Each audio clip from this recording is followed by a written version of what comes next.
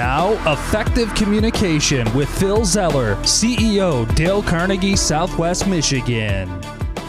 Did you know this? I did not know this. I just read this recently in an article on physics. You're not going to believe this. Humans radiate 350,000 joules of energy per hour. If you convert those joules to watts, that's equal energy given off by a human being to light the same as the energy of a 100-watt light bulb. Okay, so no, I was not a physics major, but I find this fascinating. Human beings putting out the same wattage of energy that a 100-watt light bulb puts out. That's a lot of energy. 350,000 joules of energy you're putting off, my friend. It's amazing. People are always asking, okay, well, what are you doing with that energy and where's it going? And that's the question I have for you today.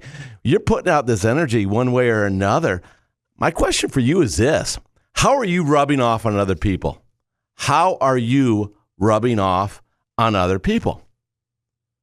Now, put that in perspective for a moment.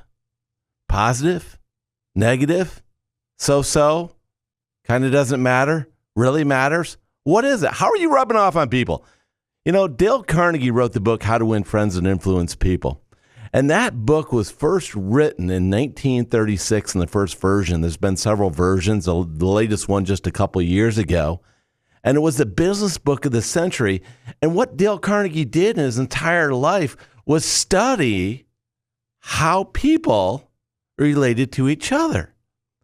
What were the common sense practices that people did to rub off and influence people in a positive way? And I was asked the other day, somebody said, well, what about influences? Is that a good thing? Is that a bad thing? And that would be, it depends. How do you rub off on other people?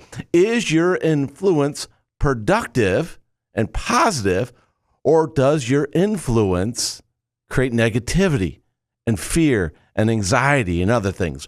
What does your influence do for others around you?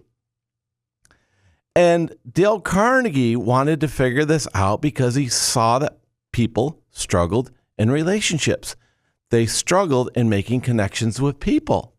And it's because people didn't want to come off the wrong way. They didn't want to be seen less than. They wanted to fit in, right? This is a natural thing. We're human beings. We're social creatures. We want to fit in. It's who we are. That's why we have emotions that separate us from artificial intelligence. And being able to fit in and work with other people is germane to what it means to be a human being.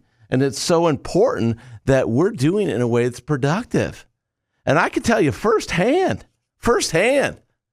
when I was a young man, I think I shared with you before on the show here, there was a time in my life where I was a homeless teenager, not by choice. I don't think anybody chooses that. And if somebody does, there are a couple of people that may choose it. But for the most of the people out there, they do not choose being homeless.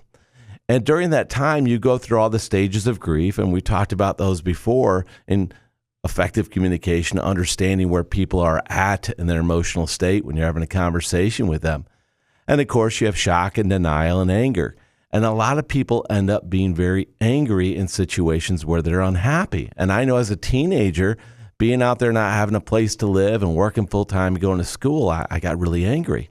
And I was rubbing off on people in a bad way. People weren't liking that. I'm sorry.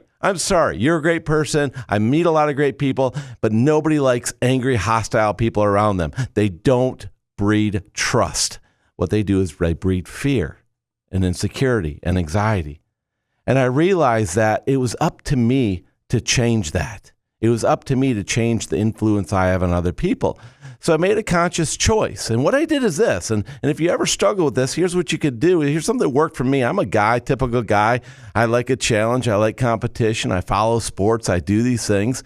And I thought, wow, do something I enjoy. Why don't I pour myself into everything I do with positive influence as if I'm turning it into a fun, competitive game for myself, not for anybody else, for myself.